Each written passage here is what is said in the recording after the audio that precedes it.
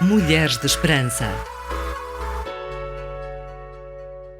O dinheiro é um grande game changer. As pessoas estão sujeitas e dispostas a abandonar os seus princípios e valores, a trair as suas famílias e amigos e a esquecerem-se das suas origens em função dele.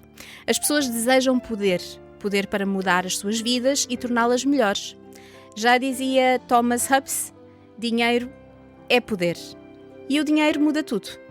Resumiste muito bem, Sónia. Para além do dinheiro mudar tudo, na realidade não conseguimos viver sem ele. Vivemos num sistema capitalista que gira à volta do trabalho árduo, do lucro e da produtividade, e essas coisas são vistas como boas pela sociedade, mas nem imaginamos a forma como elas formatam a nossa alma. É verdade.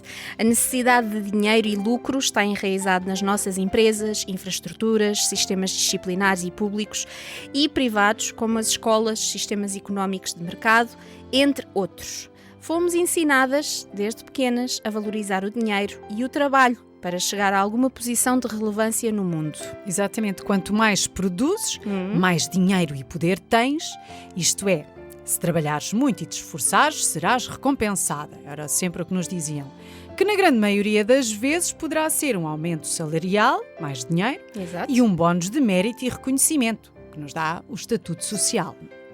Se não cumpres as regras do jogo que o Deus do dinheiro propõe, és uma outsider. Alguém que não será bem vista diante da sociedade. Serás rotulada como preguiçosa, sem ambições ou projetos de vida e serás simplesmente uma falhada. Isto é o que o sistema do mundo quer que tu penses. Bem, introduzimos em grande, Mesmo. não? Temos muito a dizer neste segundo episódio da série Falsa Felicidade, Dinheiro, inspirado no livro Falsos Deuses do falecido teólogo Timothy Keller. A nossa querida Miriam não se encontrará connosco nos próximos programas devido a um momento muito especial e feliz da sua vida, mas permanece presente no Mulheres de Esperança e regressará em breve para juntar-se a nós. Já nos segues nas redes sociais? Então vais a tempo de o fazer, assim como subscreveres o nosso canal de YouTube. Podes estar a par de todo o nosso conteúdo nas nossas plataformas digitais. Já sabes quais são. Sê muito bem-vinda e fica desse lado para conversarmos sobre este tema extremamente relevante. Esperança para as mulheres em todo o mundo e através das gerações. Mulheres de Esperança. Sabias que somos incapazes de ver a nossa própria ganância? Ernest Becker escreveu que a nossa cultura substituiria Deus pelo sexo e pelo romance, tal como falámos no episódio anterior. Se tiveres curiosidade de ouvir, podes fazê-lo no Spotify. Muito interessante, Sónia. Mas sabes, ainda antes de Ernest Becker, Friedrich Nietzsche tinha uma teoria diferente. Ele escreveu que com a ausência crescente de Deus na cultura ocidental, nós acabaríamos por substituir Deus pelo dinheiro. Pois, um bocadinho assustador, Inês. Yeah. Aquilo que outrora se fazia por amor a Deus, agora faz por amor ao dinheiro. Ou seja, por amor àquilo que atualmente nos permite ter o mais elevado sentimento de poder e uma boa consciência, tal como falávamos. Nietzsche anteviu que o dinheiro na cultura ocidental talvez se tornaria no seu principal falso Deus, ou falsa felicidade, não é? Inúmeros escritores e pensadores têm apontado a cultura da ganância como aquela que tem vindo a corroer a nossa alma e nos conduziu ao colapso económico. Não é exatamente o que está a acontecer na atualidade? Sim, não está apenas a corroer a nossa alma, mas também o meio ambiente. Sim. A constante exploração de recursos, produção e ainda o consumismo exacerbado estão a deixar o nosso planeta Terra doente. Estamos perante um colapso ambiental por causa da ganância e avareza do homem. O mesmo podemos dizer em relação à política, que está cada vez mais corrupta. Nem me fales. A ganância esconde-se da sua vítima. O modus operandi do Deus do dinheiro inclui cegueira no nosso próprio coração. Ele usa uma poderosa dinâmica sociológica e psicológica. Quando nos podemos dar ao luxo de viver num determinado bairro, inscrever os nossos filhos nas respectivas escolas e participar na sua vida social, Vemo-nos cercados por muitas pessoas que têm mais dinheiro do que nós, não é? Sim. Por norma, não nos comparamos com o resto do mundo, mas comparamos-nos com as pessoas da nossa classe. O coração humano quer sempre justificar-se e essa é uma das formas mais fáceis. Dizemos a nós próprias: eu não vivo tão bem como ele, os meus meios são modestos em comparação aos deles. Na Bíblia, Jesus adverte-nos muitas vezes contra a ganância. Todos nós deveríamos começar a pôr a hipótese de que é muito provável que isso seja um problema meu. Se a ganância se esconde bem, então ninguém deveria estar confiante de que esse problema não o afeta. Como posso reconhecer e libertar-me do poder do dinheiro que me cega? É uma excelente pergunta, Inês. Antes de avançarmos, gostaria de contar-vos uma história da Bíblia. O Evangelho de Lucas apresenta-nos a história de Zaqueu. Ele era um cobrador de impostos e foi rejeitado pela sua comunidade. Israel era uma nação que fora conquistada e que estava sob a ocupação militar.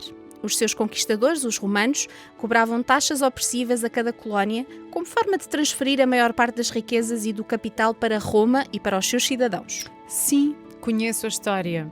Isso deixava as sociedades coloniais empobrecidas, mantendo-as subjugadas. Exato.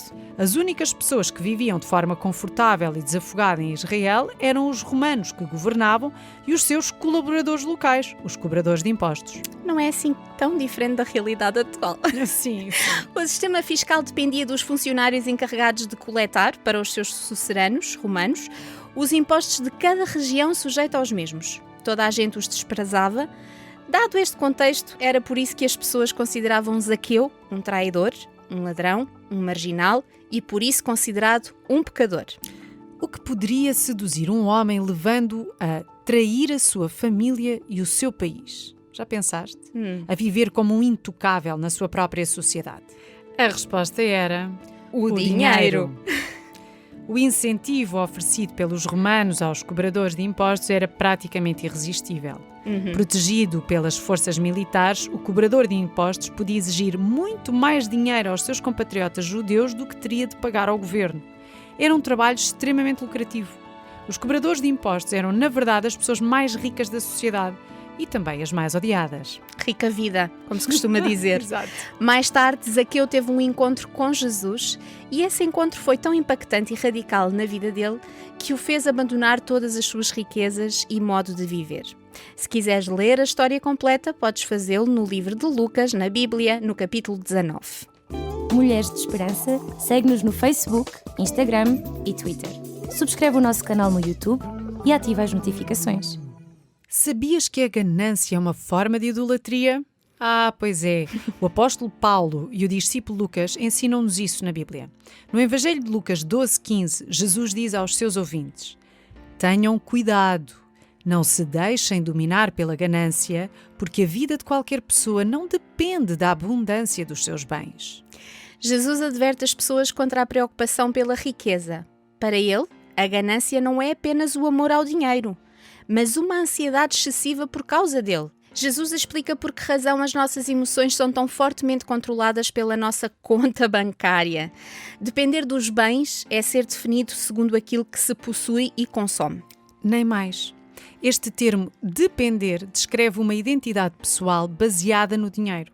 Refere-se a pessoas que, se perderem a sua riqueza, nem com o ego ficarão, pois o seu valor pessoal está baseado apenas no valor financeiro. Ficam nada. Jesus usa todas as metáforas bíblicas básicas referentes à idolatria, aplicando-as à ganância e ao dinheiro.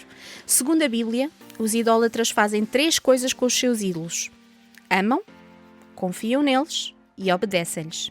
Procuram neles o seu sentido, o amor, e a sua segurança, confiança. Têm de tê-los, por isso são impelidos a servi-los e, essencialmente, a obedecer-lhes. Contudo, se Deus passa a ser o centro da nossa vida, isso destrói e despromove o dinheiro. Se a nossa identidade e segurança está em Deus, o dinheiro não nos pode controlar através das preocupações e dos desejos. Uma coisa ou a outra. Ou servimos a Deus, ou nos abrimos à escravidão de Mamon, que na Bíblia é a palavra em aramaico para dinheiro, já agora. Sim. Inês, embora seja óbvio que o mundo está cheio de ganância e de materialismo, quase ninguém pensa que o que faz é adultério contra Deus. Zaqueu foi apenas um exemplo daquilo que Jesus tem estado a ensinar ao longo do livro de Lucas. O dinheiro é um dos falsos deuses mais comuns que existem. Quando se apodera do nosso coração, cega-nos perante aquilo que está a acontecer, controla-nos através das nossas ansiedades e obriga-nos a colocá-lo diante de tudo o resto. Tens toda a razão, Sónia. Todas nós estamos sujeitas ao sistema do mundo. Sim. Mas sabes, assim como Zaqueu, Jesus olha para nós com compaixão e amor. Quando nós nos predispomos a procurar Jesus, como Zaqueu fez, na verdade ele encontra-nos e muda a nossa vida radicalmente. É verdade. Eu não sei quanto a ti, Inês, mas Jesus, quando entrou na minha vida, fez-me duvidar de tudo aquilo que eu achava que era uma garantia ou uma segurança para mim. Acredito que, tal como Zaqueu, Jesus escolheu-me não apenas para conversar com ele, mas também para partilhar amizade comigo. Sim, aconteceu-me exatamente o mesmo. E acredito que se as nossas ouvintes abrirem o seu coração, o mesmo acontecerá nas suas vidas. Zaqueu não se apoiou na sua dignidade e riqueza. Em vez disso, pôs de parte a sua posição na vida e foi humilhado diante dos outros só para conseguir ver o Filho de Deus com os seus próprios olhos. Imagina aquela sociedade a ver toda esta transformação em Zaqueu. Imagina. É belo ver como Jesus olha e escolhe aquelas pessoas que à primeira vista nem daríamos por elas, aquelas que são consideradas as mais desprezadas da sociedade. Verdade. Zaqueu queria seguir Jesus, mas sabem, o dinheiro era um problema na vida dele. Então sabem o que é que ele fez? Zaqueu fez 2 promessas notáveis. Ó Senhor, vou dar aos pobres metade de todos os meus bens e às pessoas a quem prejudiquei vou dar-lhes 4 vezes mais. Que grande atitude! Zaqueu abdicou das suas riquezas e do seu estatuto social porque eram essas as coisas que dominavam o seu coração. Em resposta a tais promessas, Jesus declarou: Hoje entrou a salvação nesta casa, pois este homem também é descendente de Abraão. Na verdade, o Filho do Homem veio buscar e salvar os que estavam perdidos. Se calhar, é isso mesmo que Jesus pede de ti também.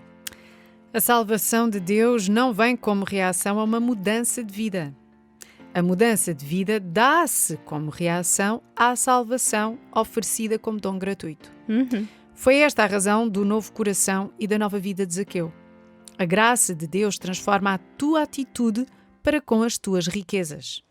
O pecado existe e ele afeta os nossos impulsos motivacionais de tal modo que eles se tornam idólatras, ídolos profundos, a nossa própria ilusão de felicidade. Algumas pessoas são fortemente motivadas por um desejo de influência e de poder, ao passo que outras se sentem mais entusiasmadas com a aprovação e apreço dos outros. Sim, alguns desejam conforto emocional e físico mais do que qualquer outra coisa, enquanto outros ainda desejam segurança e poder controlar o seu ambiente.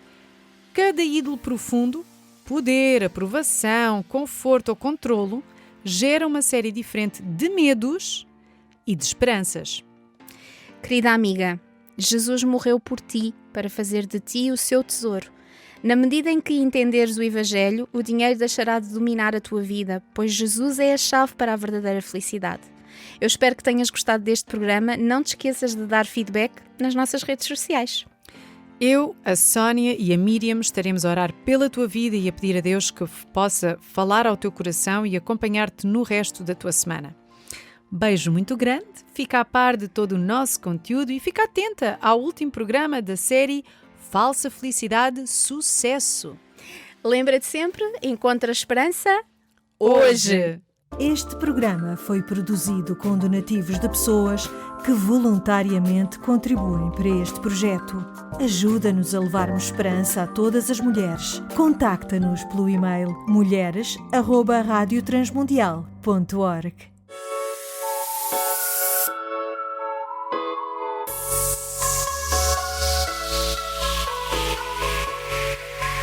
Mulheres de Esperança.